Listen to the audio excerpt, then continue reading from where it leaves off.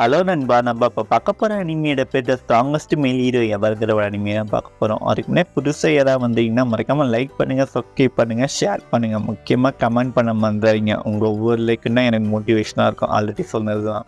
Already episode number 32 already அவைலபிளாக இருக்கும். அதை பார்ட் வந்து 33 பார்க்க ஆரம்பிங்க. இப்போ 33 எபிசோட பார்க்க ஆரம்பிக்கலாம்.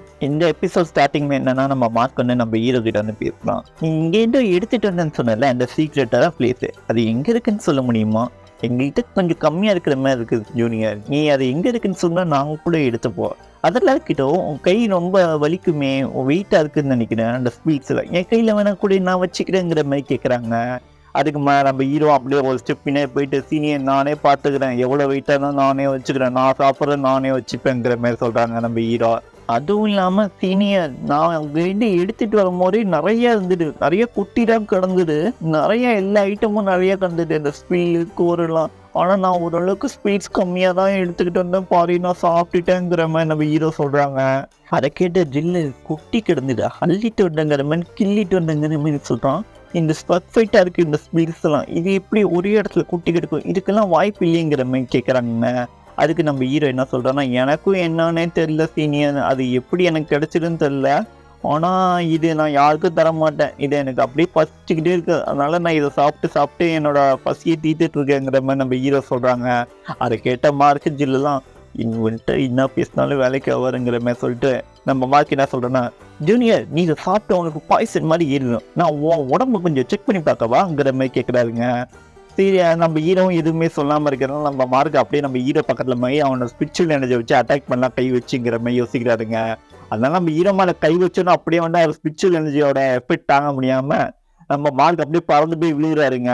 ஆனால் அதெல்லாம் நம்ம ஹீரோக்கு தெரியல, ஏன்னா லைட்டாக நம்ம ஹீரோட கண்ணை மூடிட்டு இருந்தாங்க சாப்பிடும் போது, அதனால தாங்க. அப்படியே நம்ம ஹீரோட ஸ்பிரிச்சுவல் எனர்ஜியெல்லாம் அட்டாக் ஆகி நம்ம மார்க் அப்படியே கீழே வந்து அந்த தரைக்கு முட்டை கொடுத்த மாதிரி இருக்காங்க. அதை பார்த்ததுக்கப்புறம் நம்ம ஹீரோ அதுக்கப்புறம் தான் நம்ம மார்க் விழுந்து இருக்கிறத பார்த்தா. அதை பார்த்ததுக்கப்புறம் இவருக்கு என்ன ஆச்சு, இந்த ஸ்பில்லுக்காக நீல் டவுன் பண்ணி அந்த தரைக்கு கூட முட்டை கொடுத்துட்டு இருக்காரு, இவர் ரொம்ப டாக்ஸிக்கான ஆளாக இருப்பார் போல இருக்கு நம்ம ஹீரோ சொல்கிறாங்க. அதை கேட்ட ரோஸும் ஜில்லும், நீ தாண்டா அட்டாக் பண்ண, உனக்கு எது தெரியலங்கிற மாதிரி பார்க்குறாங்க நம்ம ஹீரோவையே. மார்க்கெல்லாம் வாழ்க்கையே வெறுத்து போயிட்டாங்க. இந்த ஜூனியருக்கு எப்படி இவ்வளோ பவர் இருக்கு, இதுக்கெல்லாம் வாய்ப்பே இல்லை, இப்போ எப்படி கொஞ்சம் ஓல் பவர்ஃபுல்லாக இருக்கிற மாதிரி இருக்குங்கிற மாதிரி நம்ம மார்க்கெல்லாம் யோசிச்சுட்டு இருக்காங்க அந்த இடத்துல கீழே விழுந்து கிடக்கும் போது.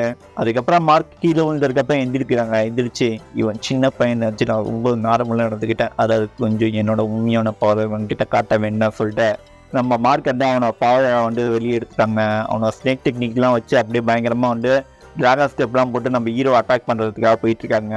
அப்போ நம்ம ஹீரோ, என் கூட விளையாடணும்னு நீங்கள் நினைக்கிறீங்களா சீனியர், நீ உங்களை எனக்கு பிடிச்சிருக்குங்கிற மாதிரி சொல்லிட்டு இருக்காங்க. அப்போ நம்ம மார்க் நம்ம ஹீரோவை அட்டாக் பண்ணுற மாதிரி பக்கத்தில் வராங்க. நம்ம ஹீரோ ஈஸியாகவே அதை பார்த்து அப்படியே லைட்டாக மூவ் பண்ணிடுறாங்க. அவன் நம்ம ஹீரோவும் டிராகன் ஸ்டெப்லாம் பண்ணுவாங்க. அப்போ நம்ம மார்க்கு எப்படி இவன் ஸ்பீடாக மூவ்மெண்ட் பண்ணுறான், என்னோட ஸ்பீடாக இருக்காங்கிற மாதிரி பார்க்குறாருங்க. நம்ம ஹீரோ எல்லாம் கண்டுக்காம அப்படியே அந்த ஸ்பிரிச்சுவல் ஸ்பிரிட்ஸே சாப்பிட்டுட்டு கிடக்குறாருங்க நம்ம ஹீரோ. அதெல்லாம் பார்த்த மார்க்கு என்ன ரொம்ப வெறுப்பேற்றிட்டான், இவன் செகண்ட் சீனியரும் ரொம்ப கேவலமான ஆளாக இருக்காங்கிற மாதிரி சொல்லிட்டு பயங்கரமாக அவரோட டிராகன் ஸ்டெப்லாம் போட்டு நம்ம ஹீரோ சுற்றி அட்டாக் பண்ணலாங்கிற மாதிரி ட்ரை பண்ணுறாருங்க. நம்ம ஹீரோவும் மான எனர்ஜியை வச்சு அப்படியே அவன் அட்டாக் எல்லாம் தடுத்துட்டு இருக்காங்க. ஒரு அட்டாக் பண்ணும்போது நம்ம மார்க் அப்படியே கீழே போய் விழுந்துடுறாருங்க.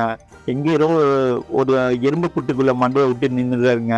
அதை பார்த்த ரோசஞ்சில், இவன் எப்படி இவ்வளோ பவர்ஃபுல்லாக இருக்கான், அதுவும் சீனியரை டாக் அவுட் பண்ணிட்டாங்கிற மாதிரி சொல்கிறாங்க.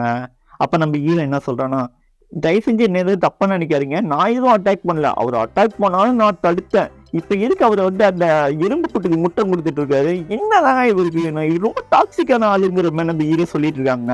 அந்த எறும்பு புட்டுன்னு நம்ம மார்க் வெளில வந்ததுக்கப்புறம், இன்னைக்கு ஒன்று நான் சும்மா போய் விட மாட்டேன், எவ்வளோ தைரியம் வந்து என்னையே அட்டாக் பண்ணியிருப்ப நீ, நான் உட கண்டிப்பாக பழி வாங்குவாங்கடாங்கிற மாதிரி கட்டிட்டு இருக்காருங்க. அப்போ நம்ம ஹீரோ என்ன சொல்கிறேன்னா, நீங்கள் என்ன பழி வாங்குறதுனா இருக்கட்டும், ஃபஸ்ட்டு தயவு செஞ்சு உங்கள் பேண்ட்டை போடுறீங்களாங்கிற மாதிரி நம்ம ஹீரோ கேட்குறாங்க. நம்ம மார்க் பேண்ட் அவந்து கிடக்குதுங்க. அதை பார்த்ததுக்கப்புறம் நான் அந்த ரோசி ஜில்லுலாம் எனக்கு ரொம்ப எம்பாரிசிங்காக இருக்குது, இந்த கருப்பட்டெல்லாம் என்னால் பார்க்க முடியாதுங்கிற மாதிரி திரும்பிக்கிறாங்க இவங்க ரெண்டு பேரும். அப்போ மார்க் இதெல்லாம் பார்த்தோம், என்னோட கூல்னஸ்ஸே மொத்தமாக அழிச்சிட்டியடா, இந்த பொண்ணுங்க முன்னாடி நான் அவமானப்படுத்திட்டியடாங்கிற மாதிரி அப்படியே அந்த இடத்துலயும் அப்படியே கோவப்படுறாங்க. அப்படியே அந்த இடத்துலயே மயக்கம் போட்டு விழுந்துடுறாங்க அந்த மாதிரி.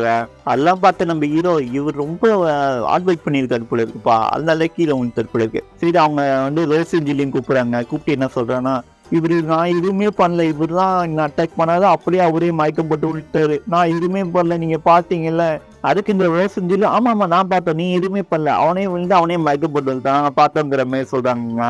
இதோட இந்த எபிசோட் முடிச்சுட்டாங்க. இதுக்கு அடுத்த எபிசோடும் நாளைக்கு அப்லோட் பண்ணிடலாம். மறக்காம லைக் பண்ணுங்க, சப்ஸ்கிரைப் பண்ணுங்க. எபிசோட் நல்லா இருந்தா நல்லா இல்லையான்னு கமெண்ட் பண்ண மாதிரி. இது உங்கள் ஏஜே வாய்ஸ் ஓவர்.